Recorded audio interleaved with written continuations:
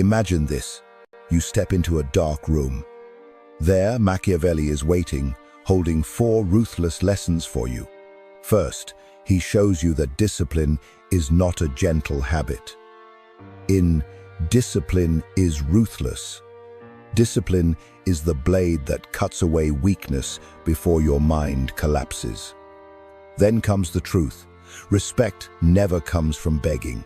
In How to Never Be Disrespected Again, you'll learn how to set sharp boundaries so no one dares to belittle you again. But Machiavelli doesn't stop there. He gives you new eyes. In How to Read Anyone Instantly, you'll see through every gesture, every glance, every word. No mask will ever hide the truth from you. And finally, he warns you. There are 5 situations where politeness will destroy you. Never be polite in these 5 situations. You'll learn when to drop the mask of niceness and let coldness protect who you really are.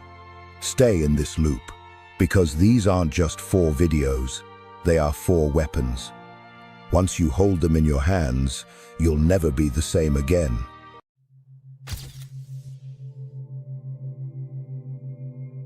You've been deceived. And the worst part is, that lie wore the mask of self-improvement. From the moment you were taught to sit still, to smile politely, to obey quietly, you were told that discipline is a virtue, that self-control makes you good, that suffering would one day earn you worth. But what if I told you, discipline was never about becoming good. It was about becoming useful. Useful to the system, to those who fear your unpredictability, to those who benefit from your obedience. And somewhere along the way, you believed that being exhausted was noble, that silence was maturity, that self-denial was the path to greatness. But here's the truth. Discipline is not about 5 a.m. alarms, or ice baths, or vision boards full of empty affirmations. Discipline is blood. It is war. It is the daily assassination of your weaker self. And every time you hesitate, every time you choose comfort, that softness grows teeth, and one day, it will devour you. Machiavelli never romanticized discipline. He watched rulers lose empires, not because they lacked armies, but because they lacked control over their lust, their fear, their vanity. He understood this power is not taken from you. It is surrendered, the very moment you let comfort win. So, if you're tired of waking up in a life that doesn't feel like yours, stay, because what you're about to learn is not motivational. It's surgical, and if you let it cut deep enough, it will rebuild you from the ashes. Look around you. People walk with straight spines but hollow eyes. They smile. They nod. They play their roles like trained actors on a dying stage. But if you stripped away the masks, what you'd find isn't laziness. It's collapse. Not of the body, but of the will. Because here's the truth. No one dares say. Most people don't fall when life gets hard. They fall long before that. They fall in the quiet, in the small decisions, in the moments no one sees, not standing up when the alarm rings, not saying no when they should, not choosing growth over comfort. These are not accidents. They are fractures in the fortress. Machiavelli understood. A nation doesn't crumble because of one enemy. It crumbles because its defenses were already rotting from within. The same is true for you. Your discipline is not tested in crisis. It is revealed, and most fail the test before the battle even begins. Think of yourself as a city. Your habits are the walls. Your routines are the gates. Your self-talk, the guards. Now ask yourself, what have you let in? What whispers have you allowed to move freely inside your head? What comforts have you invited in that now refuse to leave? Every time you let procrastination stay, every time you forgive yourself for failing without consequence, you are tearing bricks from your own walls. And when the world finally attacks, you will have no defense. This is how most men lose their battles. Not with a scream, but with a sigh. Not in public, but in private, behind closed doors, when no one is watching, and their inner fortress collapses under the weight of unchecked softness. Let's be clear. The real enemy is not out there. Not your boss. Not your past. Not even the system. The enemy is inside. It's the version of you that bargains for comfort, that justifies excuses, that convinces you to delay the mission until tomorrow. And Machiavelli warned us, a prince who cannot govern himself will never govern others. And worse, he will invite chaos into his kingdom through the front gate, smiling, thinking he's still in control. If you don't build your own order, disorder will take root. And it doesn't need your permission, only your absence. This is why you feel stuck. Not because the world is unfair, but because you surrendered your post. You left the walls unattended. You forgot you were at war, and the war never stopped. It just moved inside you. You see, every day you're not building discipline, you're decaying. You are not standing still. You are rotting quietly, invisibly, like a throne left empty. And power, like nature, abhors a vacuum. If you do not fill it, something else will. So this is the moment. You either acknowledge that you've collapsed, or you keep pretending. But make no mistake, denial is not strength. It's surrender in disguise. The fall has already begun. Now, the only question left is this. Will you let it consume you, or will you rebuild? If you made it this far, you're not like the rest. Like this video if you felt your fortress cracking. Share it with someone who's still pretending they're fine. Subscribe if you're ready to rebuild with strategy, not slogans. And if this message hit home, support us through Super. Thanks, so we can keep crafting content that fights for your mind, not your dopamine. Let's tear the bandage off. Motivation is not your friend. It is your leash.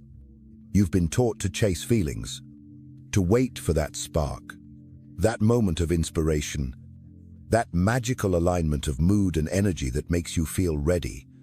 But Machiavelli would laugh at this, because waiting to feel ready is how pawns think. Discipline has nothing to do with how you feel. It doesn't ask if you're tired. It doesn't care if you're inspired. It doesn't negotiate with your emotions. It commands. And that's exactly why most people will never master it. Because they've been sold a lie. A pretty, soft lie, wrapped in hashtags and dopamine. They think discipline is a morning routine with candles and journaling. They think it's about creating good vibes. No, discipline is mechanical. It's brutal. It's a system that works in spite of you, not because of you. Let me put it simply. Motivation is emotion. Discipline is engineering.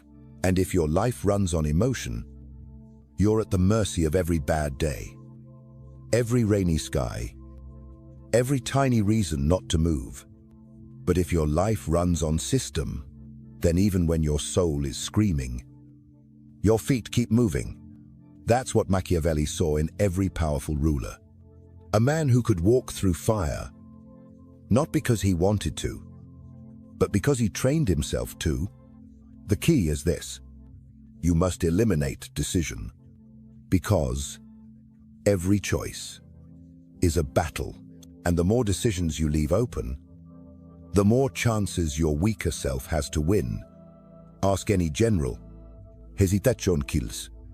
And your brain, left unchecked, will always choose the easier road. So you must remove the option. You don't choose to train today. You train because it's written in your code. You don't decide to eat clean. You eat clean because that's your identity. Discipline is not about pushing through once. It's about removing the need to push It's about becoming unavailable for failure. Let's say it clearly.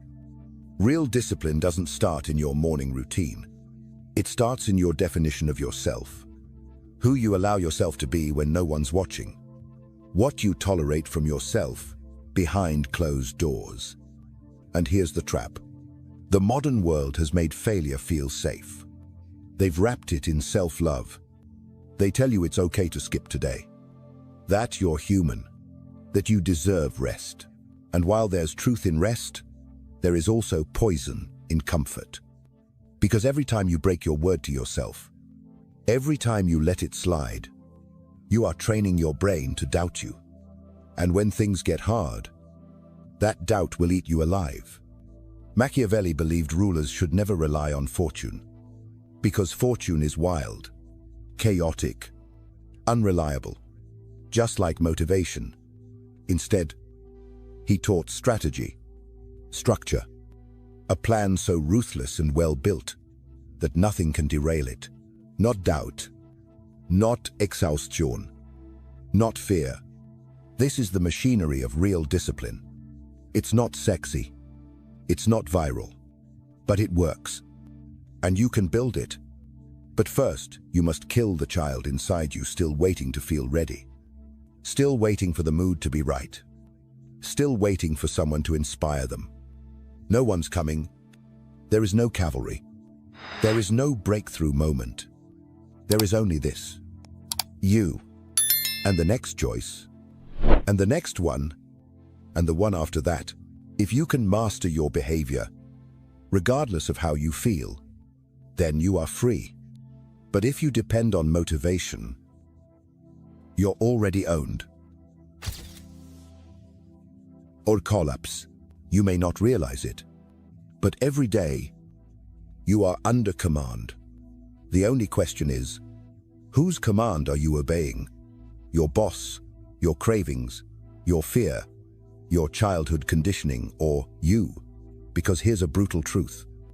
If you don't rule yourself, you will be ruled by everything, by traffic, by emails, by the opinions of people who don't even know you, by moods that change with the weather, by addictions that started as coping, by desires that were never truly yours.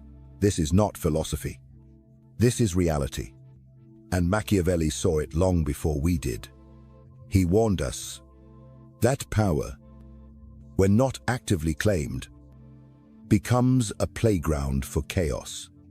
A man who cannot govern himself invites disorder, like an open wound, invites infection, and the decay spreads quietly, not in fire but in silence, until one day you wake up and realize you are not in charge of your own life. You are a puppet to screens, to schedules, to habits you didn't choose, but now serve as if they were sacred. This is why people feel stuck, not because they lack opportunity, but because they lost authority over themselves. They became citizens in a kingdom they no longer control, a body that acts without consent, a mind that obeys every impulse, a life that moves without direction. Think of your mind as a state, your attention as territory, your actions as policies. Now look at your day. What laws are in place? What borders are protected? Who decides what gets built or burned when there is no ruler? The kingdom becomes unstable. Foreign forces invade. Internal factions riot. Chaos becomes king. Machiavelli understood this. He saw it in crumbling regimes, but he also saw it in individuals, in men who wore fine robes but couldn't resist a single temptation, in rulers who conquered nations but were slaves to their own rage, lust, or pride. He wrote not to teach morality, but to teach control, because without control, freedom is a joke. Without control, you are not living. You are reacting, endlessly, blindly, powerlessly. And here's the terrifying part. You can live your whole life like this, smiling, functioning, even succeeding on paper, and still be a slave, not to a tyrant, but to the undisciplined self you refuse to confront. This is not a call to perfection. This is a demand for sovereignty over your mind, your time, your energy, because if you do not claim your mind like a king claims land, you will lose it, like a soldier loses war, not because you were weak, but because you were passive, and passivity is just delayed defeat. So now you face a choice. Do you build a system that serves your will? Or do you continue to be a servant to systems that use you? Do you rise each day with authority? Or do you keep hitting snooze on your own life because you don't get both? You govern, or you obey. And if you don't choose, the world will choose for you. Imagine this: a city surrounded by thick stone walls, strategically designed, ruthlessly maintained. The gates are guarded, the weaknesses reinforced, the enemy kept out. Now imagine that same city, after years of neglect. The guards are lazy, the walls are cracked, the watchtowers are empty. And then the flood comes. No warning, no mercy, and no defense. This is not just a metaphor. This is you, your mind, your discipline, your fortress, and the flood. That's life. Unpredictable, unforgiving, uninterested in how tired you are. Machiavelli wrote about this. He saw fortune not as a goddess, but as a violent river, unstable, unkind, and indifferent to your virtue. In The Prince, he says, fortune is like an impetuous river that floods the plains, destroys trees, sweeps away cities. But wise men build dikes, barriers, defenses, before the storm comes. Because once the flood arrives, it's too late to prepare. This is the lesson. You don't build discipline when chaos knocks. You build it in calm. You build it in silence. You build it before the war begins. But today, most people wait. Wait for the pressure. Wait for the crisis. Wait for the pain to push them. They think suffering will summon strength. But suffering doesn't create warriors. Préparation 12. Discipline is not a reaction. It's a preemptive strike. A system of defense that exists long before you need it. Because once life starts collapsing, you won't have the time or clarity to build a fortress. You'll drown, not because the flood was too strong, but because you were too late. And here's where most fail. They confuse calm with safety. They think peace means permanence. But peace is temporary. And those who mistake calm for control die the moment the current shifts. So ask yourself, what flood are you pretending won't come? What cracks in your life are you ignoring? Because the sun is still shining, it only takes one bad day, one financial hit, one betrayal, one breakdown, to test the strength of your inner defenses. And if you've built nothing, nothing will stand. Machiavelli wasn't obsessed with control because he loved tyranny. He was obsessed with control because he had seen what chaos does to those who aren't ready. He watched empires drown because their leaders waited too long to prepare. And he knew, in the face of chaos, only one thing matters: structure, discipline, a mind so well fortified that no flood can break it. So here's your task. Build your walls now, not tomorrow, not when things get bad. Now, because you can't negotiate with the flood. You can only survive it if you've already built the dam. There are two forces that shape every life: Veru and Fortuna.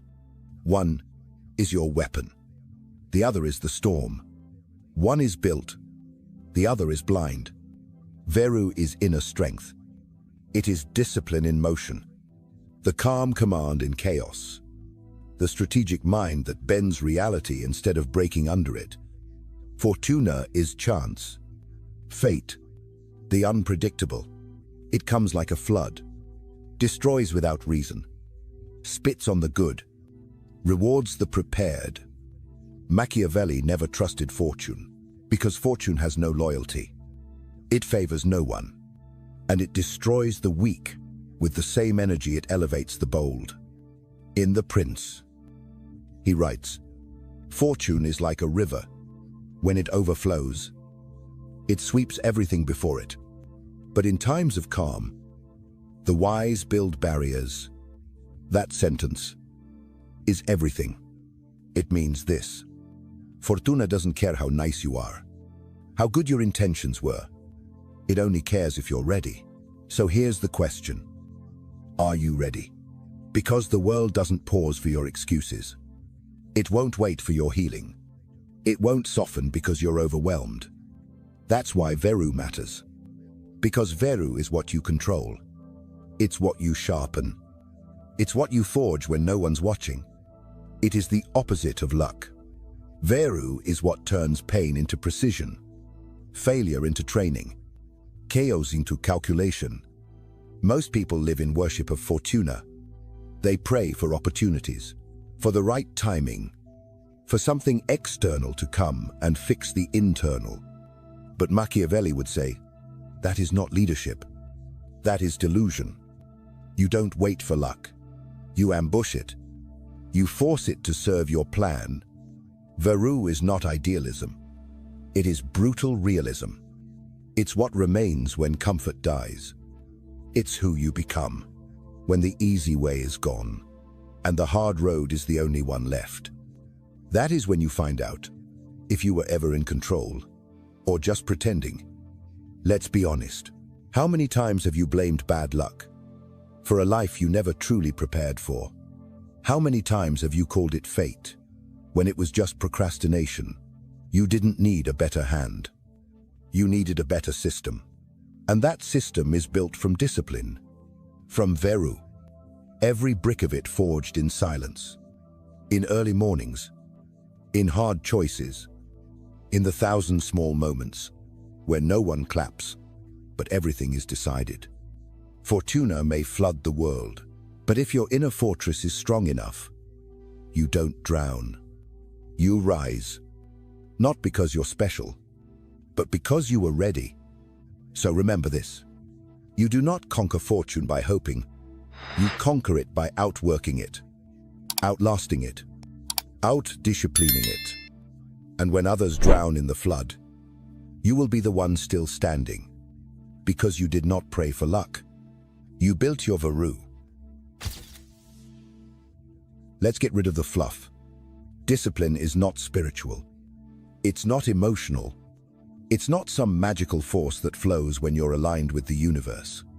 Discipline is machinery. Cold, precise, unforgiving. And if you want to win, you must become the engineer of that machine, not the dreamer, not the poet, the builder. So where do you begin? Step 1. Kill the need to feel. You don't need to feel ready. You don't need to feel motivated. You need to act, and keep acting until action becomes identity, because emotion is a luxury, and if you rely on it, you will be broke, in body, in mind, in life. Machiavelli didn't trust emotion. He studied rulers who made decisions based on feeling. They fell every time, because feelings are chaos, unmeasured, unstable, and easily manipulated. The disciplined man doesn't ask, "Do I feel like it?" He only asks, "What's the mission?" And then he executes. Step 2. Eliminar décision. Your brain is lazy by design. Every choice you leave open is a crack in the armor. So you must remove choice from the equation. Create routines so fixed that your body moves before your mind has a chance to argue. Wake at the same time. Eat the same fuel. Train at the same hour. Work in set blocks. Because when your days are structured, discipline becomes momentum, and momentum removes resistance. It's not a cage. It's a track, built to remove friction. Step 3. Create pain for failure. Yes, pain.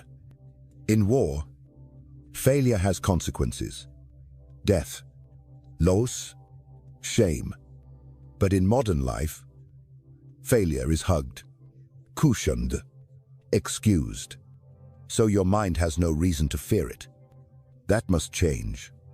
You must assign a price to every broken commitment.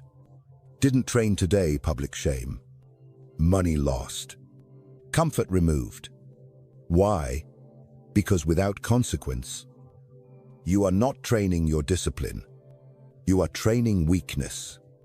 The brain learns through feedback. Reward for progress, pain for collapse. Modern society teaches only half the loop, and that's why people stay soft, forgiving, and forever stuck. Step 4. Build identity, not tasks. You don't go to the gym. You are the type who trains. You don't eat clean. You are someone who fuels performance. You don't meditate. You are a soldier of inner stillness. You must become what you want to sustain. Because when discipline is identity, it doesn't wobble. It doesn't fluctuate. It runs on code, not on craving. And here's the final truth. This machine you're building, it's not for the good days. It's for the days when everything breaks. When you're tired, angry, alone, confused. Because that's when everyone else stops. That's when chaos invades. That's when the undisciplined collapse. But you keep moving. Not because you feel strong, but because your machine doesn't care how you feel. It only knows one thing: forward. Every army has a general, and every general inspects his troops before the war begins. He checks the weapons, the morale, the walls, the chain of command, because he knows, once the battle starts, it's too late to fix a broken sword. Your mind is no different. Your discipline is an army, and if you don't inspect it ruthlessly, it will betray you quietly. Most people wait until they collapse, to wonder what went wrong. But by then, the cracks have already grown roots. They've already rotted the foundation. Self-discipline require self-surveillance. Not sometimes, daily. You must become your own warden, your own shadow, your own secret police. Every morning, before the world gets loud, ask yourself, where am I slipping? Where did comfort win yesterday? What behavior did I excuse that I would punish in others? Do not look away. Do not lie. Because the man who lies to himself has already lost. Machiavelli said, the prince must know what happens in his kingdom, especially in the dark corners, because revolts don't begin in sunlight, they begin in shadows. So does weakness. It begins small. A skipped workout, a broken promise, a delayed task, a second helping, a third excuse. And then one day, that small crack becomes a collapse. And you wonder how it happened. It happened when you stopped watching. You must make self-observation a ritual, like brushing your teeth, like locking the door at night. Because if you don't inspect yourself, you cannot improve. And what does not improve eventually decays. So here is your command. Create a time every day to run diagnostics, not emotional journaling, not vague affirmations, but war room review. What did I say I would do? Did I do it? If not, why? Was it fatigue, fear, distraction, weakness? And most importantly, what will I do today to kill that weakness? Because that's the goal, not to forgive it, but to kill it mercilessly, consistently, strategically. Self-inspection must be honest, but also harsh. Because your comfort is a liar. It will dress up failure as progress. It will reframe laziness as self-care. But you must see through that mask. You must be the ruler who demands truth from his advisors. And in this kingdom, your excuses are the advisors that must be executed. So build this ritual. Wake up, review, audit, strike, repeat, because those who do not review will repeat, and those who do not correct will collapse. Let's stop pretending. You will not change until your failure becomes painful. You've been taught to be gentle with yourself, to be kind when you fall short, to treat every collapse as a lesson, every excuse as healing. But that's not discipline. That's indulgence, dressed in the language of self-love. And Machiavelli would have torn it to pieces, because he knew no man can govern a kingdom. If he cannot enforce laws, no general can command troops. If there is no penalty for betrayal, and no human can master their life. If there is no price for failure, discipline without consequence is just a wish.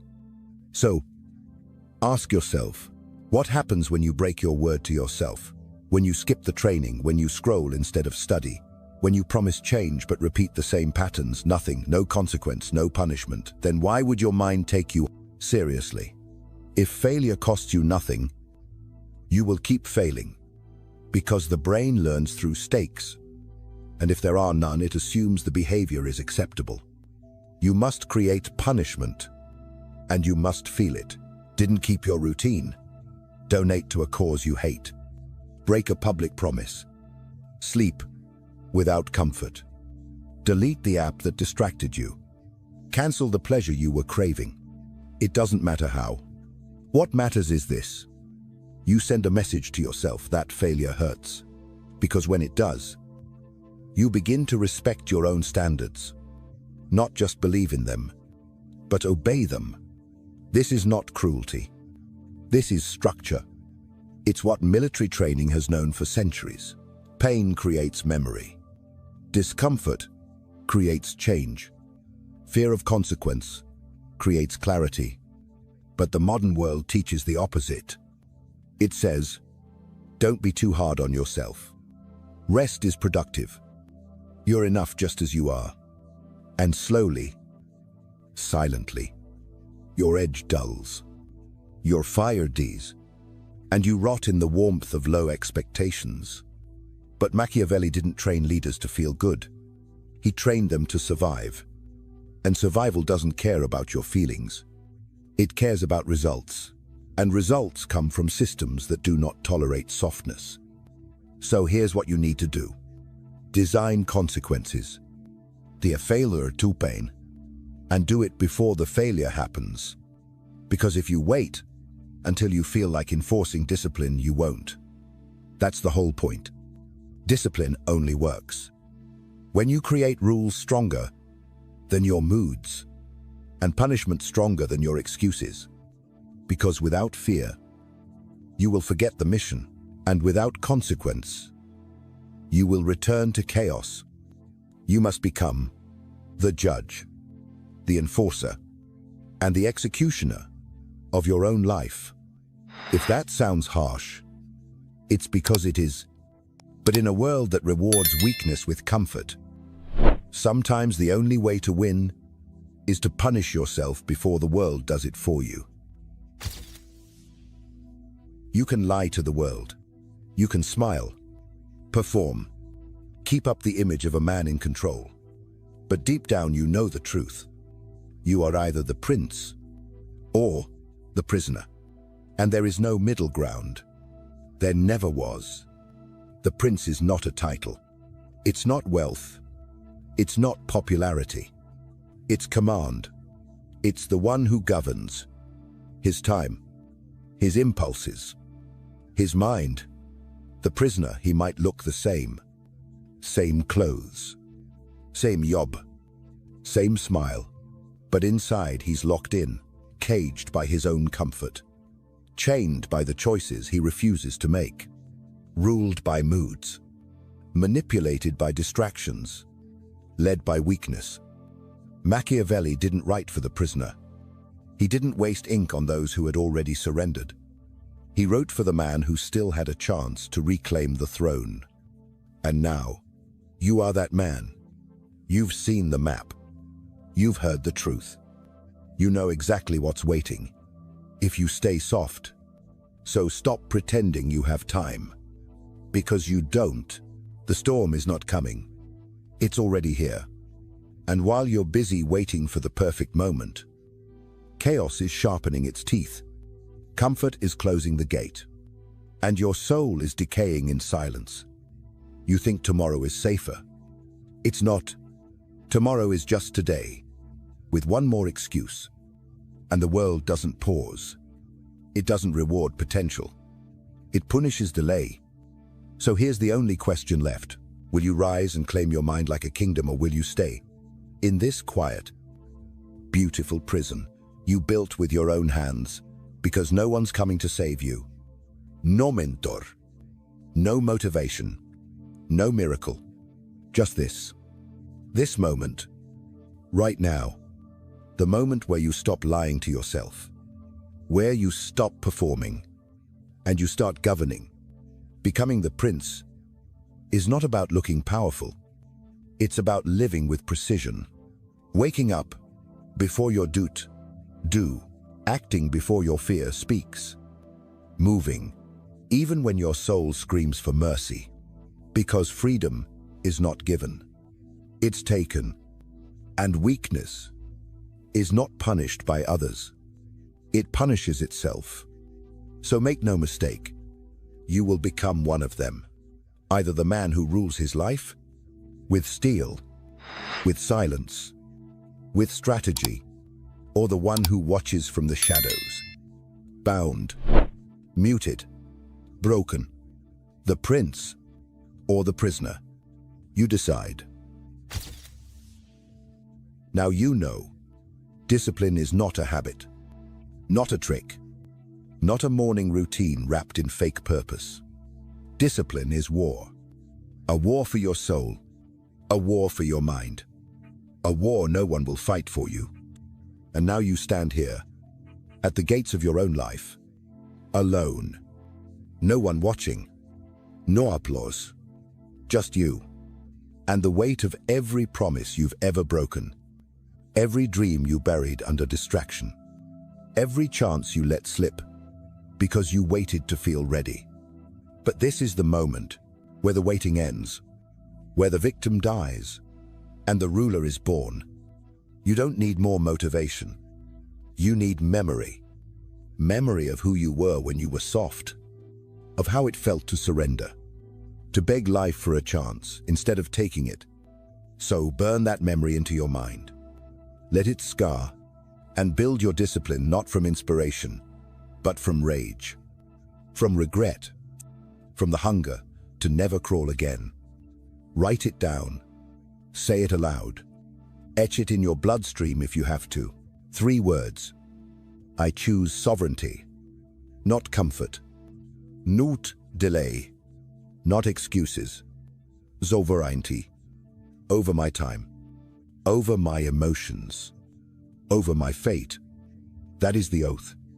That is the weapon. That is the crown. You were not born to be ruled.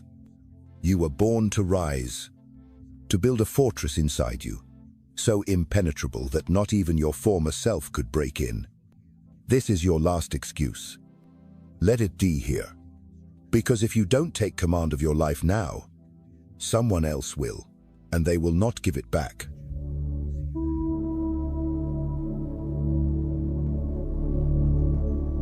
You just saw how ruthless discipline can save your mind from collapsing. But power isn't only about controlling yourself. How do you make sure no one ever dares to disrespect you? Step into the next lesson.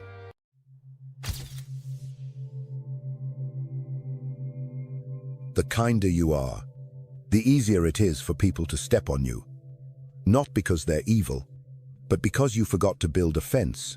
Every time you smile to avoid conflict, every time you say it's fine, when you're quietly seething, every time you try to understand others, while no one tries to understand you, you lose a piece of your dignity. Quietly, bloodlessly, but it lingers. You think you're being kind, but really, you're just making yourself pray. I know you've believed this before, that if you're sincere, if you're patient, if you forgive, people will naturally respect you. But the world doesn't run on decency. It runs on instinct. And instinct respects boundaries, not good intentions. Machiavelli once said, "People quickly forget favors, but they never forget the one who makes them hesitate." That's when I realized I didn't need to be liked. I needed to be respected. This video isn't here to teach you how to be cruel. It's here to teach you how to stop being devoured. If you're tired of being overlooked, if you're ready to stand up without losing your soul, then keep watching, because what comes next won't just change how others treat you. It will redefine the silent power inside you. Let's start with the most brutal truth. Kindness alone will not save you. It will drown you. Not because kindness is wrong, but because, without strength, it becomes bait, and predators always smell it. You think people will see your heart and treat you with care. But what they actually see is that you don't protect yourself. They see you avoid conflict. They see you over-explain. They see you hesitate to say no. And slowly, they stop taking you seriously. In their mind, you become a safe place to dump their chaos. Because you never push back. The problem isn't that you're good. The problem is you don't know how to defend your goodness. So you let it rot. Under the weight of silence, compromise, and guilt. Psychologists call it self-abandonment. When you betray your own needs just to be seen as a good person, you give. You adapt. You forgive without apology. You swallow your anger and call it peace. But inside, you're bleeding. Kindness turns toxic when it demands you to disappear. That's why people don't respect it. Because they feel it costs you nothing. They sense your kindness isn't a choice but a survival strategy. And no one admires someone who is just trying to survive. What do they admire? They admire the person who knows how to say no without a tremor, who walks away without a scene, who sets limits with calm conviction and never explains themselves twice. Respect is not earned by pleasing. It is earned by presence. The person who doesn't beg to be understood, but who radiates clarity, firmness, self-control. You might think this kind of strength will make you cold, but it's the opposite. It makes your warmth real, because now, your kindness is no longer a mask. It is a gift, given by someone who doesn't need to be liked to feel worthy. Machiavelli understood this. He didn't tell you to become a tyrant. He told you to become dangerous so that you don't have to be cruel. Because when your presence demands respect, you don't need to raise your voice. You don't need to prove anything. The room shifts when you enter. People choose their words more carefully, because they know you are not afraid to walk away. The irony is, the stronger your boundaries, the kinder you can actually be. Because you're no longer trying to be loved. You're choosing to love without self-erasure. So let me ask you, who taught you that saying no makes you selfish? That walking away means you're cruel? That anger is wrong? And silence is noble? These are not virtues. These are cages. And the longer you stay inside them, the more people will assume you want to be there. You don't need to become cold. You just need to stop bleeding for those who would never bleed for you. Because the moment you stop sacrificing your soul to be seen as good, is the moment you become truly respected. If this message spoke to something unspoken in you, if even one line felt like it was written for you, then help us carry this work further. Click like, not just for the algorithm, But to let the system know that content like this matters, share it with someone who's been too kind for too long. And subscribe, not just to follow, but to remember, to stay connected to ideas that make you stronger, quieter, sharper. And if you want to go further, you can support the team directly through the Super Thanks button below. We are not a machine. We are creators fighting to keep truth alive in a world that often prefers comfort over clarity. Your support makes this possible. And for that, thank you. Truly. You've been told since childhood, be good, be nice, don't cause trouble, don't talk back, don't make anyone uncomfortable. And you obeyed. You softened your voice, lowered your eyes, bit your tongue. You made yourself smaller to keep the peace. But here's what no one told you. People don't respect softness. They respect boundaries. They don't admire how much you tolerate. They admire how clearly you say enough. The more you give without limits, the less they value what you give. Because what's given too easily is never truly appreciated. You think they'll see your heart? That they'll realize how loyal you are, how forgiving, how deeply you care. But they don't see your heart. They see a door that's always open. And humans detest open doors. Not because we're evil, but because that's how we're wired. We push until we feel resistance. Without boundaries, you become a blank page for others to write their chaos on. So they text you only when they need something. They talk over you. They make promises and break them without guilt. They ghost you and come back as if you should be grateful. And the worst part, you keep allowing it because you think being kind means being available. But kindness without boundaries is self-sabotage. It teaches the world that you don't matter, that you'll stay no matter how they treat you, that you'll say yes even when it hurts. Let me tell you something Machiavelli understood before psychology ever gave it a name. Fear is not the opposite of love. It's the foundation of respect. Not fear as in terror, but fear as in reverence. A sense of weight, a psychological boundary that tells people this is not someone to be taken lightly. When people fear disappointing you, they treat your time differently. They speak with more intention. They show up when they say they will, not because they're scared of punishment, but because they sense your standards. And standards are everything.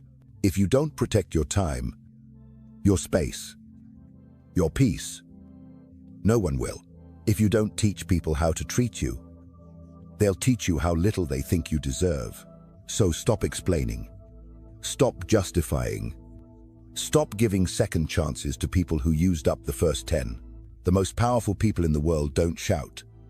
They don't beg. They don't try to convince. They embody something that others feel in their bones.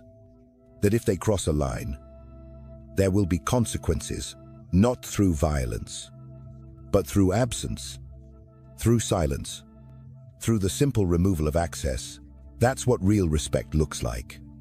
When your presence is a privilege, not a default, and the people who get offended when you start setting boundaries, they were the ones benefiting from you having none. So let them leave. Let them misunderstand you. Let them call you arrogant, distant, cold. They don't know what it took for you to finally say enough. This is not about being mean. It's about being clear that your life is not a doormat, that your kindness has a cost, that your energy is not endless. People don't respect goodness. They respect what goodness becomes when it's backed by self-respect. Because when you honor yourself, you force the world to do the same. You were never too much. You just needed stronger walls, ready to build them. Let's keep going.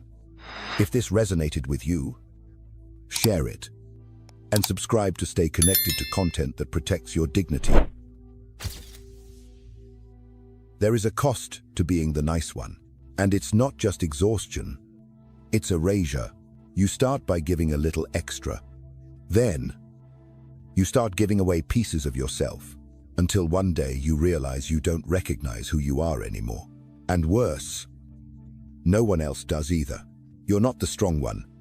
You're the available one, not the respected one. Just the easygoing one, not the leader. Just the helper. You have no boundaries. So you have no identity, only roles you play to keep the peace. Psychology has a name for this. Self-abandonment. It happens when you betray your own needs, your own emotions, your own voice, just to be accepted or not cause discomfort. You smile when you want to scream. You say yes when your chest tightens with no. You show up for people who wouldn't even notice if you disappeared. And every time you do this, you reinforce a message, not to them, to yourself, that your needs come last, that your pain doesn't matter, that as long as everyone else is okay, you're supposed to be fine too, but you're not fine. You're tired. You're burnt out. You're silently angry but don't know where to aim it, because you've been taught that anger isn't allowed, and they don't even see it, because you made it look easy. Let's be honest. You taught them you don't require care.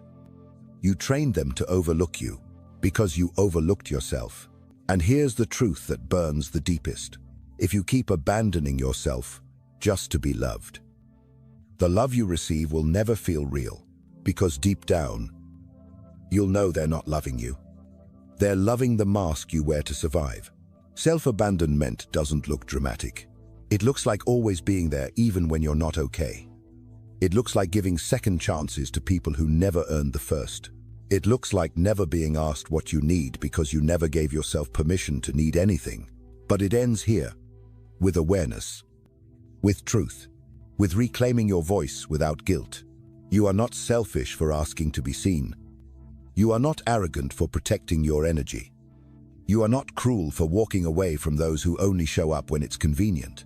You are not bad for choosing yourself, because if you don't, no one will. You were not born to carry others at the cost of your spine. Machiavelli knew. The world is not kind to those who refuse to draw a line, and neither is your own mind, because self-abandonment slowly kills your self-worth, until all that's left is a person who no longer believes they deserve to be respected, but you do. And that belief must start with you. If this feels uncomfortably familiar, that's good. It means you're waking up. Let's move forward. If this felt like your reflection, let us know in the comments.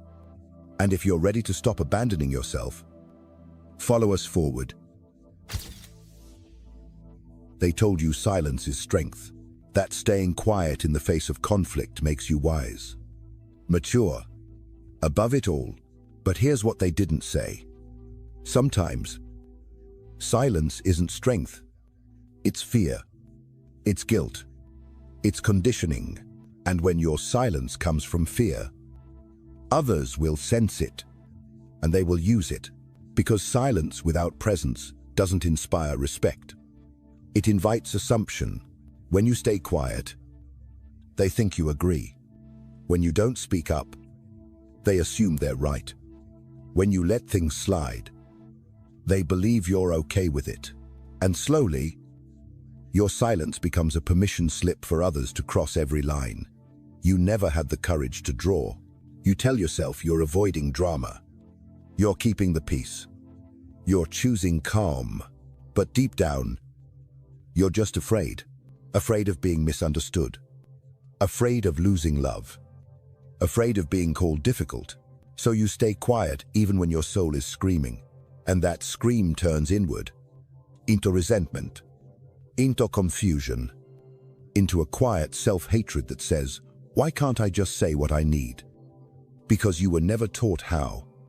You were taught to please, to adapt, to absorb pain as if it were your responsibility.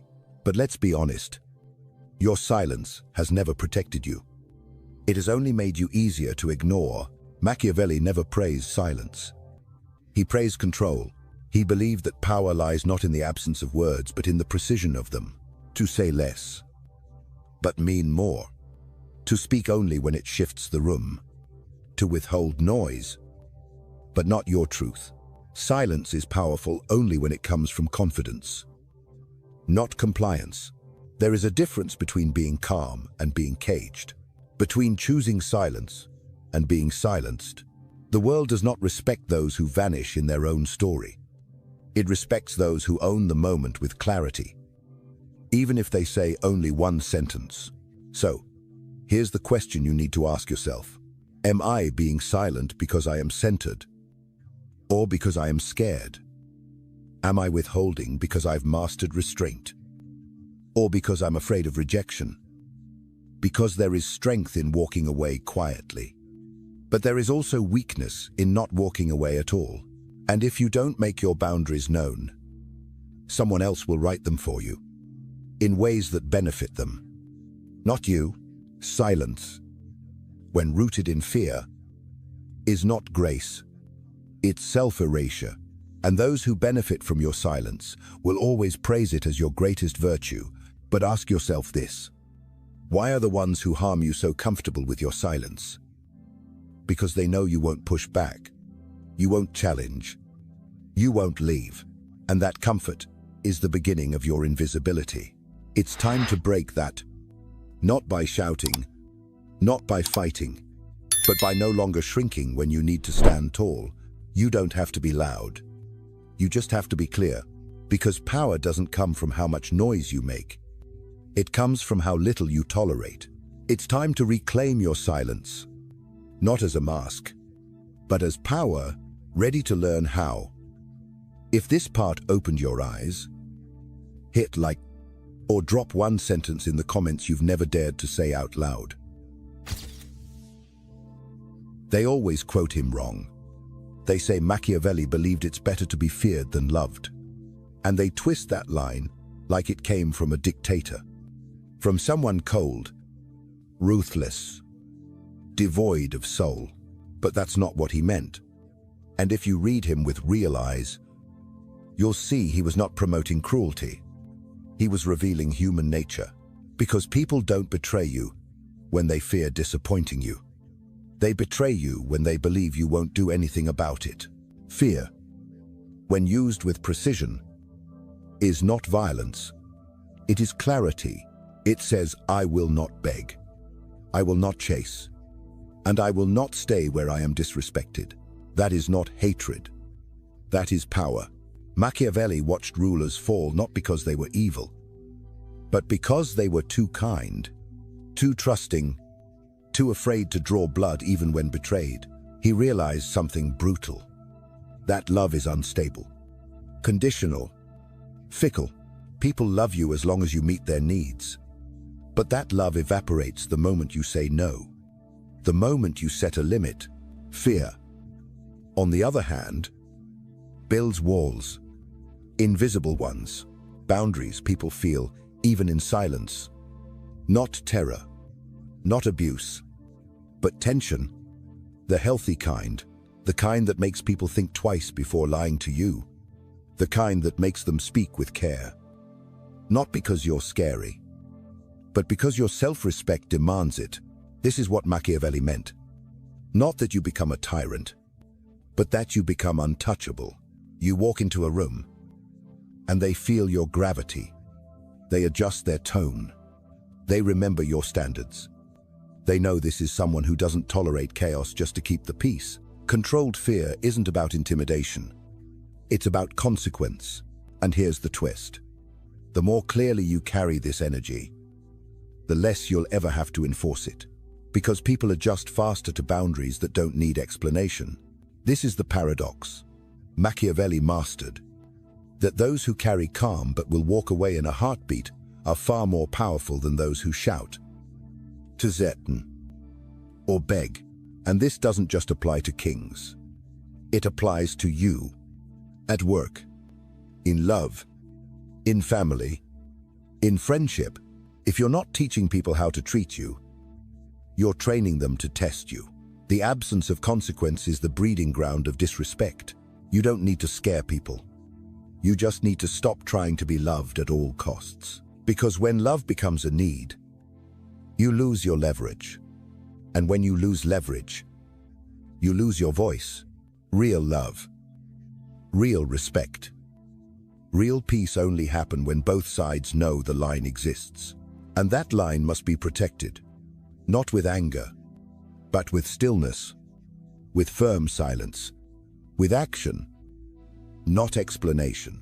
This is what it means to use fear without becoming hateful. You are not here to be feared like a monster. You are here to be respected like a wall that doesn't move, doesn't beg, doesn't break just because someone leans too hard. Let them lean. Let them test. And let your silence be the last thing they hear before the door closes. This is the beginning of psychological authority. Keep going. The next part is even more dangerous. If this shifted how you see fear, share this with someone who confuses kindness with weakness. It might just save them. Let's tell the truth. People test you. Constantly. Not always consciously. But instinctively, they push boundaries. Ignore your no. Break small agreements. Say things that sting, just to see how far they can go. It's not always about malice. It's about information. Your reactions teach them your limits. Do you let it slide? Do you apologize when you're the one being wronged? Do you freeze when challenged? Do you stay quiet so they don't feel uncomfortable? Every time you react emotionally, they learn something. They learn that you're reactive, that they can control you with silence, with pressure, with subtle disrespect, because if you flinch, you lose. Power, real power, is not loud. It's not explosive. It's still. It's clean. It's felt when you don't need to prove anything. When you stop reacting, something shifts. People feel the space between their action and your decision. They feel your silence not as weakness, but as calculation. They realize you're not ignoring what they did. You're deciding what they're worth. And that terrifies them more than any confrontation. Machiavelli understood this.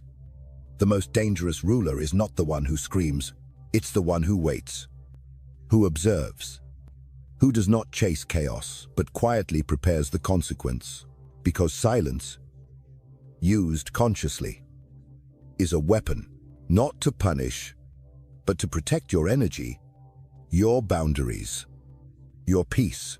People expect you to react, to defend yourself, to over-explain, to emotionally bleed in front of them.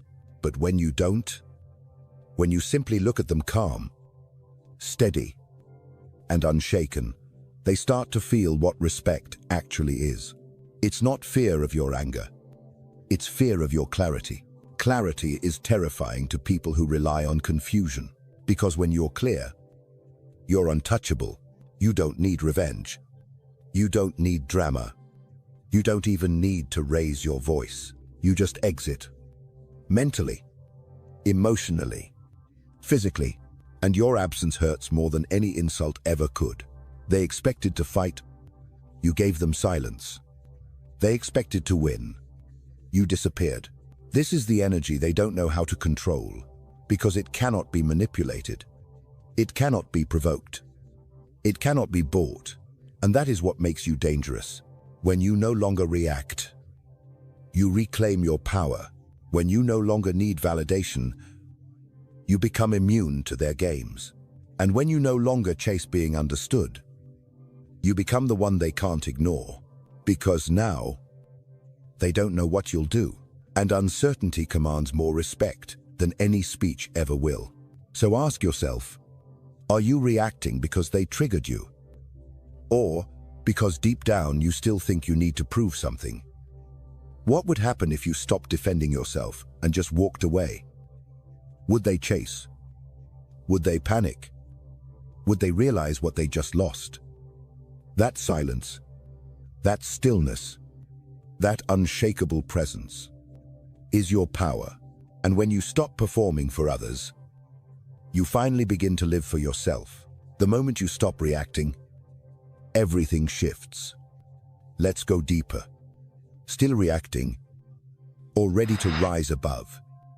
Comment below and subscribe to train your silence into strength. Always being available. Sounds noble. Sounds kind. Sounds generous. But the truth, it's exhausting and expensive, because the more available you are, the more invisible you become. People don't value what's always there.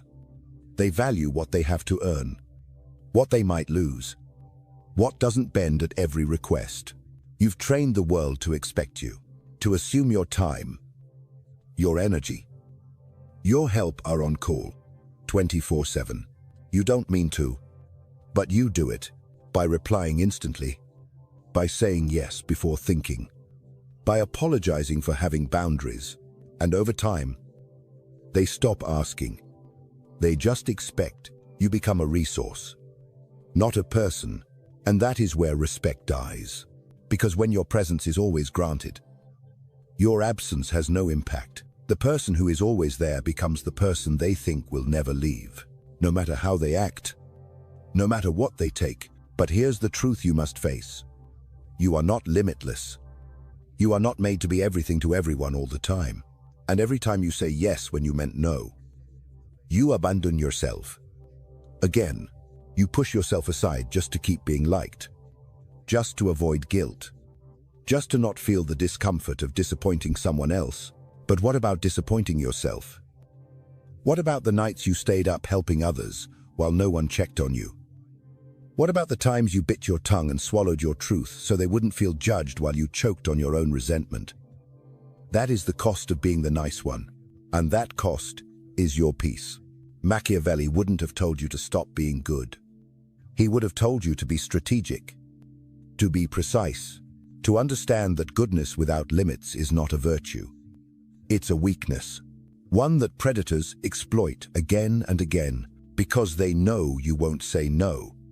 You'll keep explaining. You'll keep forgiving. You'll keep staying even when everything in you screams to walk away. But here's the shift. The one that changes everything. You don't need to explain your no. You don't need to feel guilty for resting. You don't need to be accessible to be valuable. Your time is sacred. Your peace is non-negotiable. Your energy is a currency. And from now on, you spend it with intention, not with guilt, because every no you say to what drains you is a yes to what sustains you. And here's the surprise. The moment you start saying no, the world recalibrates. The users fade away. The manipulators get uncomfortable. But the real ones, the ones who respect you, they remain. And they rise. Because your no tells them something. Your yes never could. It says, I know my worth. And the people who truly see you will never fear that. They'll honor it. So let them adjust. Let them feel the absence. Let them miss the version of you who never said no. That version is gone. And in its place is someone new. Someone who gives without being drained. Who listens without being emptied. Who helps without being used.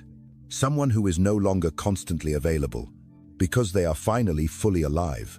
This is your first no that truly matters. Now let's see who's still standing.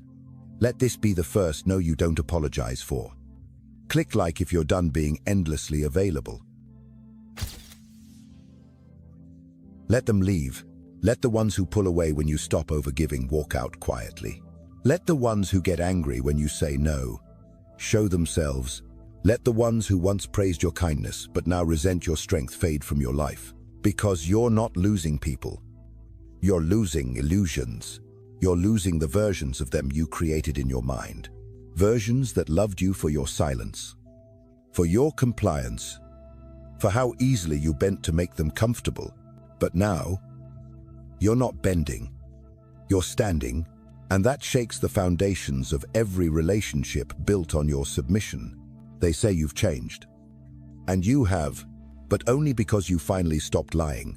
You stopped pretending you were okay with being second, with being unseen, with being the one who always adjusts while they never do.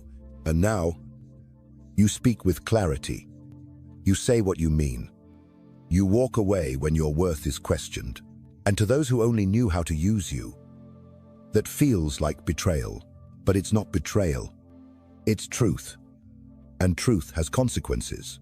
You see, there's a difference between being abandoned and being released. You're not being abandoned. You're being released from connections that depended on your silence, your guilt, your availability. Now you're watching what happens when you stop carrying relationships that were never mutual. And yes, it hurts. It hurts to realize some people only loved you as long as you were small, as long as you didn't challenge them, as long as you stayed in a role that made them feel safe. But you were never meant to live a role. You were meant to live a truth, and truth is confrontational. It divides. It draws lines. It makes some people uncomfortable, and some people disappear. But here's the gift. What stays after the fall is real. What survives your boundaries is meant to be there. Because when you rise, the ones who truly love you rise with you. They don't resist your growth. They don't punish your change. They don't shrink from your power. They honor it. So stop mourning the loss of those who were only loyal to your weakness. You are not unlovable. You are no longer easy to use. There's a difference. And now, you're stepping into the space where real connection begins. Connection built on truth, on choice, on mutual respect, not guilt, not obligation, not fear of being alone. Let go. Let it all fall away. Because only what's real will remain. Machiavelli said that when power shifts, alliances break. That's not a tragedy. It's clarity. You are not the same. And those who can't see that don't deserve to stay. Let it be. Let them call you cold. Let them say you've changed. Let them misunderstand. Because what they're really feeling is not your absence. It's your power returning home. If this helped you let someone go, write "release" in the comments. Let's begin reclaiming your space. There is a moment when something inside you breaks, not in pain, but in clarity. The moment you stop asking, "Why don't they respect me?" and instead say, "Why was I ever begging for crumbs?" That moment isn't loud. It's not dramatic. It's not even angry. It's still. And in that stillness, you rise. Because true power doesn't chase respect. It commands it, not with arrogance, but with presence. The presence of someone who doesn't explain themselves, who doesn't shrink to fit the room, who doesn't trade self-worth for approval. You are no longer a performer, no longer an emotional service provider for people who never earned your care. You don't speak to be heard. You speak because you have something to say. You don't show up to be liked. You show up because your presence means something, and those who see it will honor it. Those who don't will fall away. You don't chase. You don't convince. You don't try to fix people who benefit from your brokenness. You simply become the kind of person who makes others sit up straight when you walk in, not because you demand attention, but because your energy doesn't beg for it. You've learned that respect begins where people feel your boundaries without needing reminders. You've learned that your voice is not a weapon. It's a compass, and silence is no longer fear. It's direction. Now, you protect your peace not with walls, but with standards. You move through the world, not asking to be chosen, but choosing. And from this place, you create relationships built on truth, not tolerance. Love that doesn't cost your identity. Friendships that don't need performance. Work that doesn't require betrayal of self. This is your new baseline. And Machiavelli, he was never asking you to be feared. He was asking you to be undeniable. To be so rooted in your own clarity that no one dares to mistake your kindness for weakness ever again. You've stopped waiting, stopped explaining, stopped proving, because you finally understand the deepest truth of all. You never needed their permission, only your own. And now you have it. You no longer need their permission. But if you're ready to claim your own, subscribe and keep walking with us. You've been too quiet for too long, not the good kind of quiet. Not the kind that comes from power, but the kind that comes from fear. The fear of being too much, too honest, too strong, too real. But what they called too much was never a flaw. It was your edge, your gravity, the part of you they couldn't control, and so they tried to tame it. With guilt, with silence, with praise for your obedience. But not anymore, because today, you stop negotiating your worth. You stop letting softness be your disguise. You stop handing your voice to people who only hear what benefits them. You're not cruel. You're clear. You're not cold. You're awake. You're not distant. You've simply returned to yourself. And from now on, you walk differently. You speak less. You choose more. You hold your space like it's sacred. Because it is. You don't need to raise your voice to be heard. You don't need to explain your no for it to mean something. You don't need to be liked to deserve peace. And the world, it will adjust. Or it will walk away. Either way, you will remain whole, quietly powerful, unapologetically present, because now you understand what Machiavelli meant. Respect is not given to the one who's always kind. It's given to the one who knows when to disappear. So the next time someone crosses the line, don't plead, don't react, don't explain. Just look them in the eyes and let your silence say it all. Not with me. Not anymore.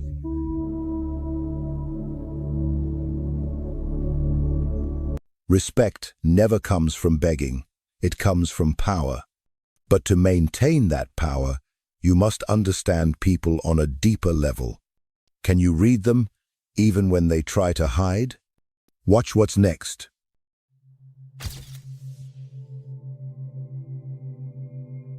The moment you walk into a room, someone is already reading you.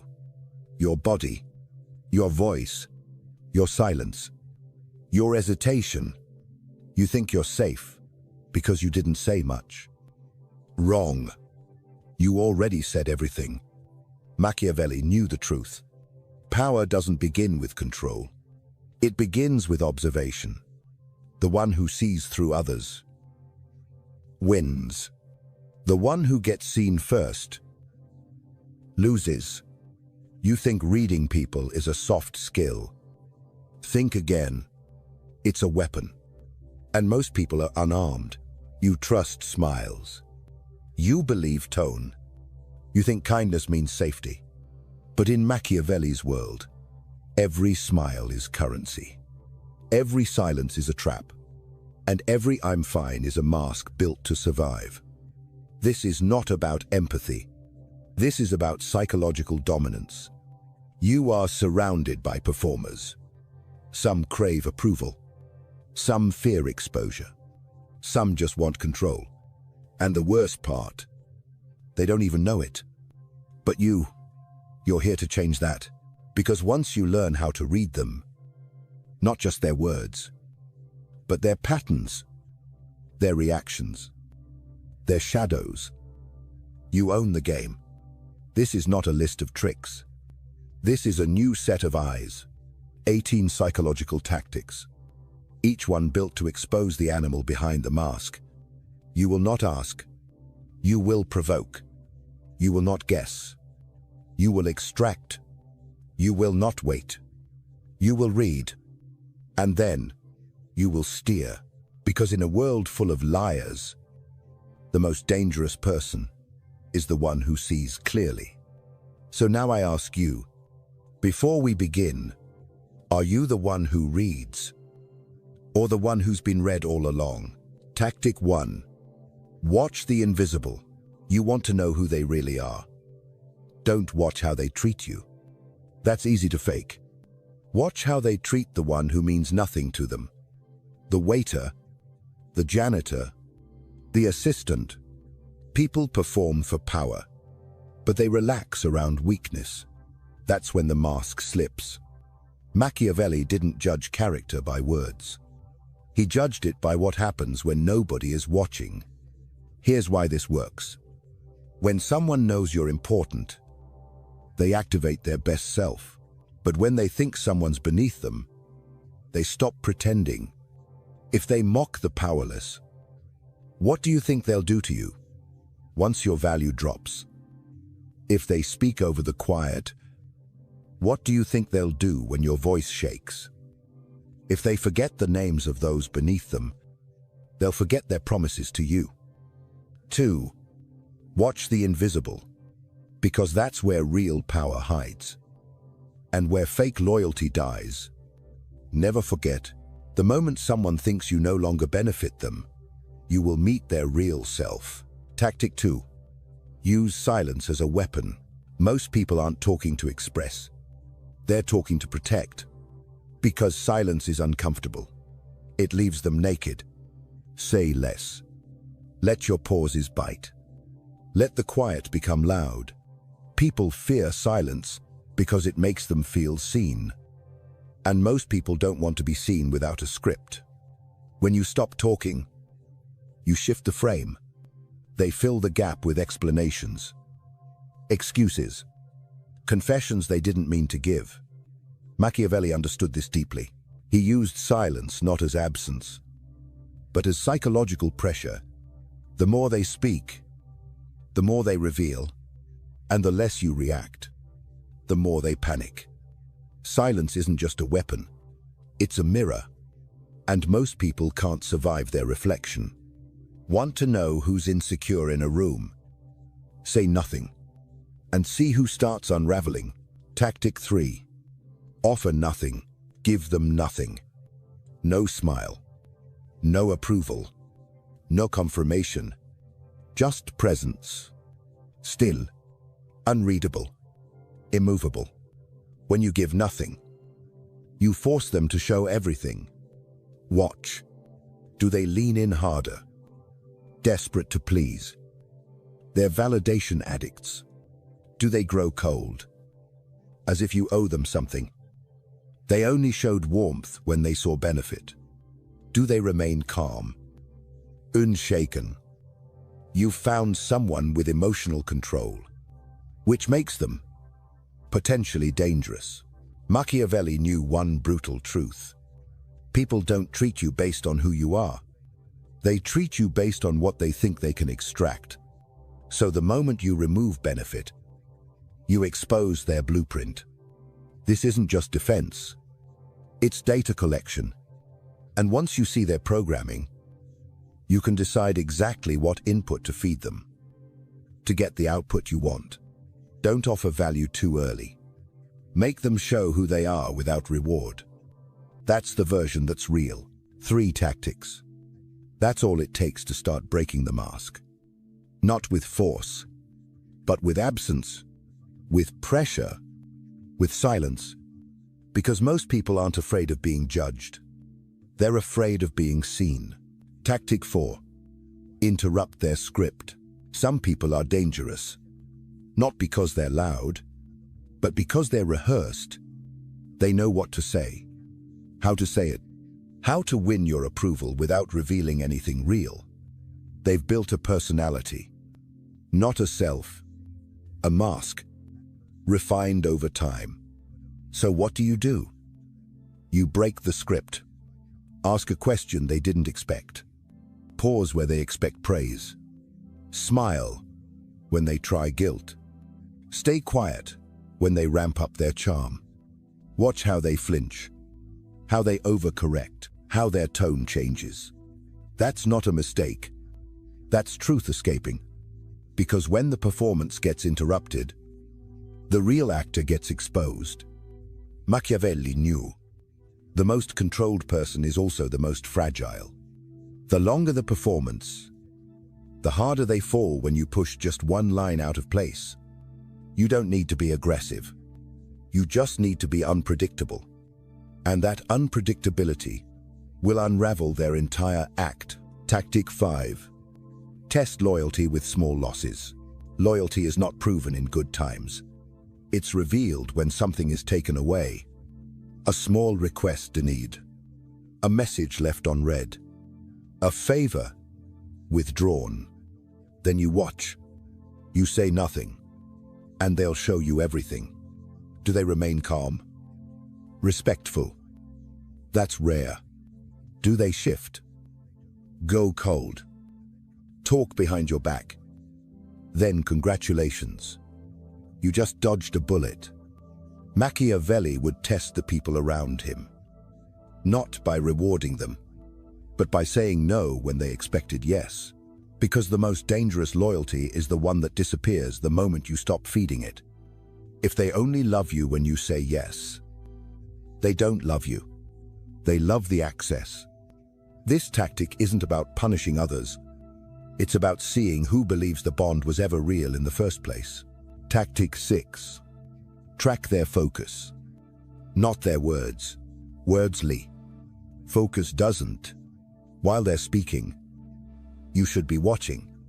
Not their mouth. Not their message. But their attention. Do they glance at people with power when they speak? They crave validation from status. Do they ignore those with no influence? They respect advantage, not integrity. Do they check their phone mid-conversation? You're replaceable. Do they mirror your tone? Your posture? Your phrases? They're playing to win favor, not connect. Here's the real game. People invest their attention into what they value. You don't need to ask what they care about. Just watch where their eyes go when no one's watching them. Machiavelli didn't listen to what people said. He tracked where they invested attention. Because attention is currency. And once you know where they spend it, you know what they truly worship. The person who listens with their ears gets the surface. The one who watches their eyes controls the outcome. These 3 tactics are not about confrontation. They're about friction. You interrupt. You deny. You observe. And they will fill the silence with exactly what you came for. Because most people don't break when attacked. They break when their pattern no longer works. Tactic 7. Fake a flaw. Watch their reaction. People pretend to like honesty. But in truth, they scan every vulnerability for potential leverage. So here's what you do. Invent a weakness. Something harmless. Something human. I tend to overthink. I sometimes avoid confrontation. I used to be too trusting. Then, observe. Silently. Do they repeat it later to undermine you? They're opportunistic. They store information like a dagger and smile while sharpening it. Do they ignore it entirely? They're cautious. Maybe even dangerous. Because they never react until the advantage is clear. Do they share a weakness in return? They crave connection and just revealed their own pressure point. Machiavelli wouldn't confess real flaws. He offered bait because false weakness triggers real reactions and keeps your armor intact. This is warfare with no risk. You sacrifice nothing, and yet you expose everything. Weak people try to impress. Strategists observe what others do when they smell blood. Tactic 8. Make them wait. Time is power, and power is proven in how people handle delay. So delay on purpose. Answer. Slower. Show less urgency. Break the rhythm. Then watch. Do they over-apologize? They're insecure. Do they get angry? They believe access is a right. Do they withdraw entirely? They were never stable to begin with. Machiavelli delayed strategically because every second of silence makes the other person question their place in your world. And people don't fear distance. They fear what it means. The mind of a manipulator races. Did he lose value? Did I say something wrong? Am I being replaced? And that spiral. That's when they show their hand. Entitlement can't survive uncertainty. So create it. Then watch the ones who stay grounded. And the ones who crack. The easiest way to provoke a reaction is to remove attention and say nothing. Tactic 9. Watch who they copy. No one is original. We all mirror. But who someone copies tells you what they're chasing. Watch their speech, their clothes, their rhythm. Do they imitate the powerful? They want control. The popular. They want approval. The moral. They want to appear righteous. Even if they're not. Machiavelli believed you could learn more from someone's imitation than from their confession. Because imitation is subconscious ambition. It leaks through tone, posture, phrases. They don't mean to reveal it, but they can't help it. And once you know who they want to be, you can play the role they're searching for, or become the obstacle they're trying to surpass. Here's the real twist. You don't need to be their idol. Just become the gatekeeper between them and that ideal. They'll serve you without knowing why. If someone copies, they are looking for someone to follow. Make sure it's you. These tactics don't require shouting, just subtle shifts, calculated delays, controlled silence. Because when you activate the beast, you don't just see who they are. You see what they fear and what they worship. Tactic 10. Trigger envy. Watch the flicker. You don't need to insult them.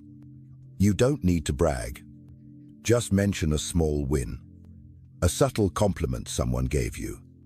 An opportunity you didn't chase, but still received. Then, pause. Watch. Do they smile too fast? Do their eyes flick away? Do they change the subject a second too soon? That's not discomfort. That's envy. And envy, Machiavelli warned, is the most silent form of sabotage. The envious don't confront you. They wait. They gather. They withhold. They aim low. They cut sideways. Because envy is never loud. It's patient. It's strategic. It's disguised as friendship. But once you see it flicker, once you see the smirk hide a dagger, you never forget it. Never confuse support with celebration. Most people clap because they're supposed to, not because they mean it. And the ones who envy you will always disguise it until it's too late. Tactic 11. Ask what they hate. Everyone claims to stand for something, but they reveal more when they say what they stand against. So don't ask what they admire. That's easy to fake. Ask instead, what kind of people disgust you? What's one trait you can't stand? What do you judge instantly? Now listen, not to the surface, but to the subtext. The man who hates arrogance is often the one starving for respect. The woman who can't stand liars is lying to herself daily. The person who despises weakness was punished for showing any. Machiavelli's law. What they judge in others is often what they haven't healed in themselves. You're not just hearing words. You're listening to repression. So when someone criticizes others, ask, what are they projecting? What part of themselves have they rejected and now punish in everyone else? Don't argue. Don't correct them. Just take note. That's where the manipulation begins. Tactic 12. Watch when their eyes break. The mouth lies. The face pretends. But the eyes, they flee from the truth. Mention shame. Mention status. Mention failure. Mention power. Then, hold eye contact. Do they blink? Rapidly. Look down. Glance sideways. Go still. You just hit something buried. Something unspoken. And that's where Machiavelli's brilliance shines. He didn't need people to confess. He needed them to flinch. Where the eyes break, the fear begins. The human mind can armor words, but the eyes, they always seek an exit when truth hits too close. So track the escape, not the answer. because the mind protects, but the gaze betrays.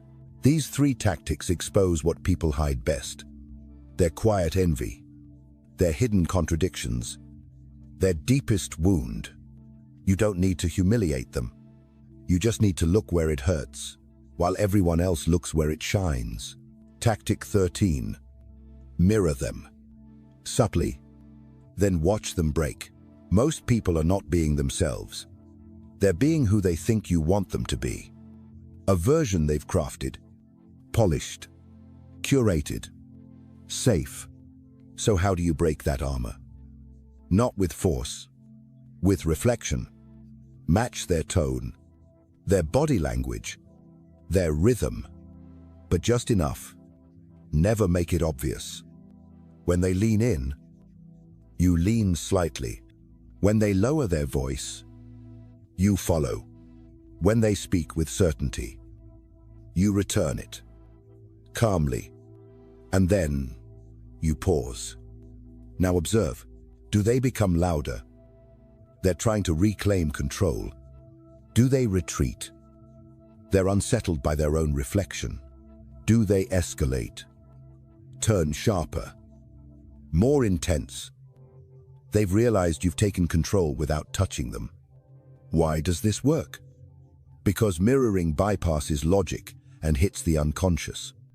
It triggers something ancient: recognition, familiarity, threat. You're no longer just someone they talk to. You've become a version of themselves they didn't authorize. And the closer your reflection, the more distorted they become. This is psychological friction, and most people can't handle it. The more someone shifts when you mirror them, the more they were performing, and once they feel their own illusions slip, you own the room. Tactic 14. Disarm with respect. Then strike. Everyone expects to be judged. That's why they come armored. With excuses. With logic. With filters. So what do? You do the opposite. You compliment them. Not falsely. Strategically. You seem composed. You strike me as someone who doesn't flinch easily. You clearly think deeply before you speak. Then, once they've lowered the shield, you strike. But when did you learn to fake confidence so well? What's the fear you're avoiding with all that certainty? Who are you performing for when you say that they won't see it coming? They thought you were safe. They thought you admired them. And that is your greatest weapon. Praise softens ego, and ego craves praise. That craving creates vulnerability, and vulnerability opens the gate. Machiavelli never fought people where they were strong.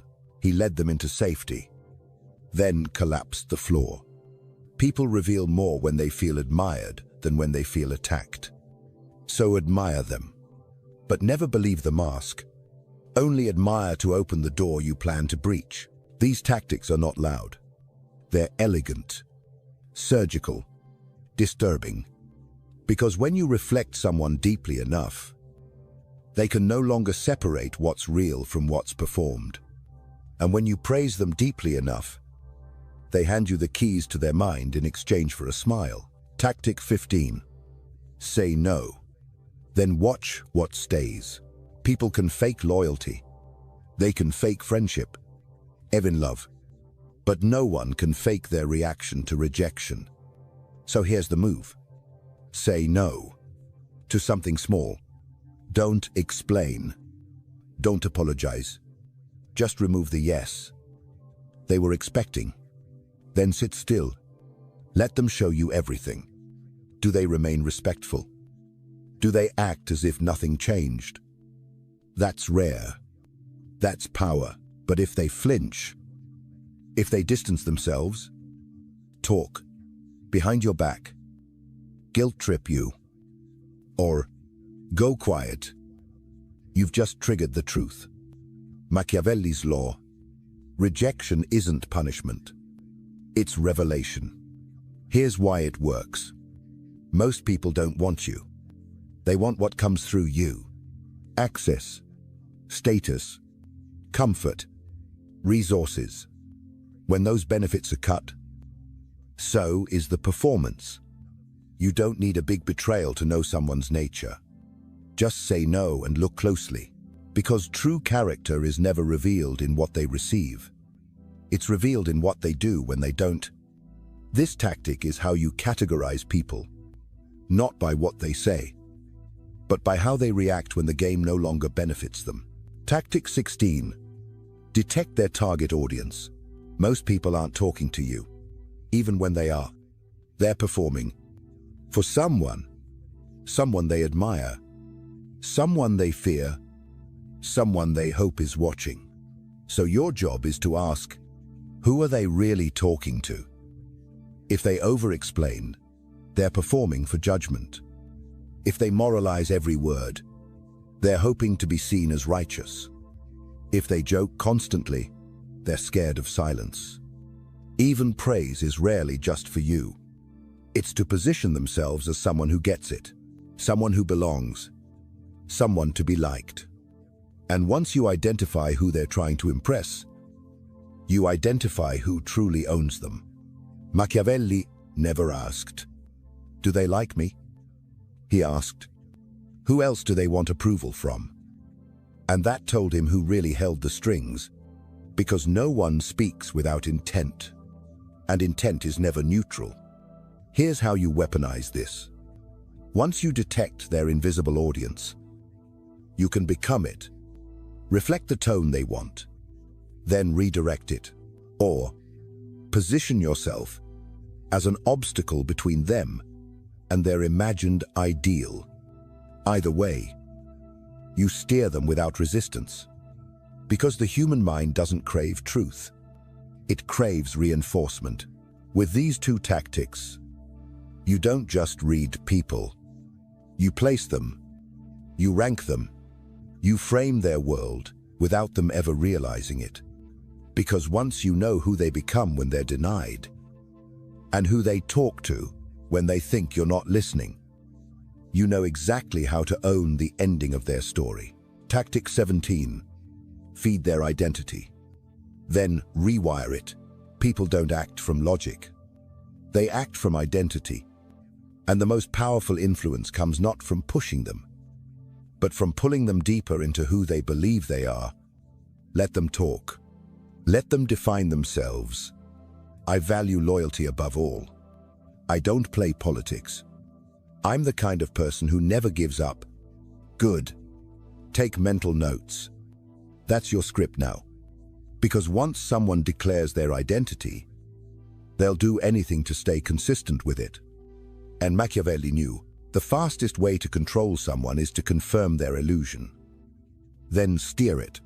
Try this. You're the kind of person who sees through manipulation. So I trust you'll spot the risks in this plan. You hate dishonesty. That's why I wanted to bring you the truth first. You always deliver under pressure, which is why this task needs your signature. You're not asking, you're not convincing, you're reaffirming. And no one resists reinforcement. Why does this work? Because identity is a prison people lock themselves inside. With pride, they will act out that story, even if it destroys them, just to stay consistent. So, give them the story. Then write the ending for them. Silently. Tactic 18. Let them win first. Then own the ending. Everyone wants to feel powerful, even when they're not. So let them win. At first, let them suggest the plan. Let them speak first in the meeting. Let them get the credit. Then, shape the result quietly. Redirect the narrative. Pull the strings from behind the curtain. Machiavelli never needed to be the face of the idea. He preferred to be the architect behind it. Because people defend what they think they created. They commit harder when they believe they're in charge. Let them plant the seed. You control the soil, the water, the sun. You own the harvest. This isn't deception. It's design. Here's the real tactic. Make them believe it was their idea. Let them lead the dance. You choose the music.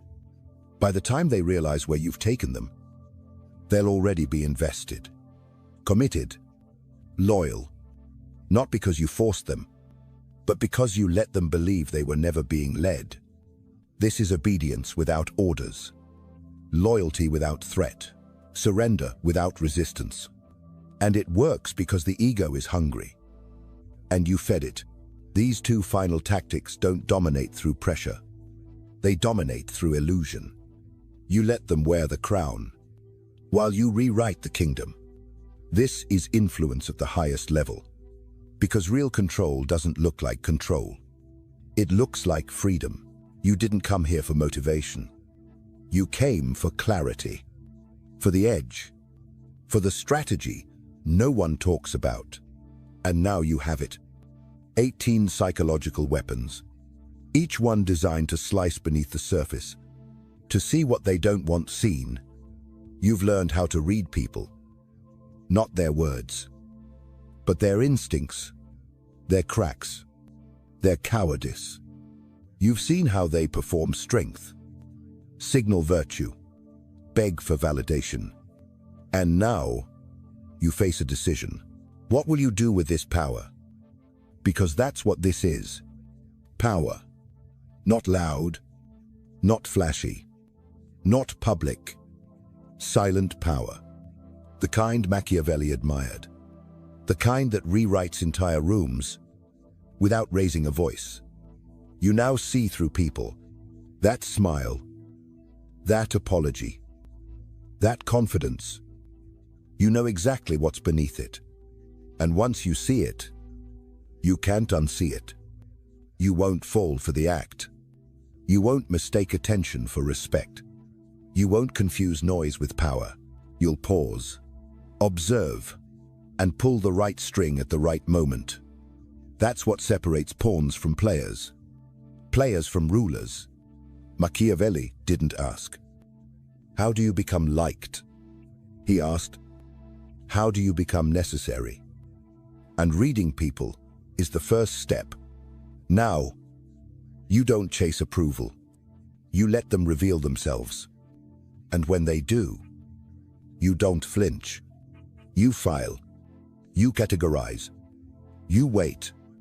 And when the time comes, you move once. Just once. But it's enough to shift the entire game. So let me ask you something. Which tactic struck the deepest nerve? Which moment made you realize, I've seen this? Or worse, I've done this? Drop it in the comments. Let others wonder if you're talking about them, or about yourself. Because this isn't over. This is the start of seeing the world without its filters. You are no longer the performer. You're the mirror. You reflect, and they shatter. And that is why the most powerful person in the room isn't the one who speaks. It's the one who doesn't need to. You know who that is now. You. So take this video, re-watch it, share it with someone who still believes the mask is real. And when you walk into the next room, don't introduce yourself. Observe. Smile. Say little. Let them try to read you. And when they fail, you know you've already won. Because the final tactic, the one I didn't say until now, is this. Become unreactionary while reading everyone else. That's not magic. That's strategy. And you've just been trained. Now go. Use it. But use it with precision. Like a knife. Or a crown. Your move.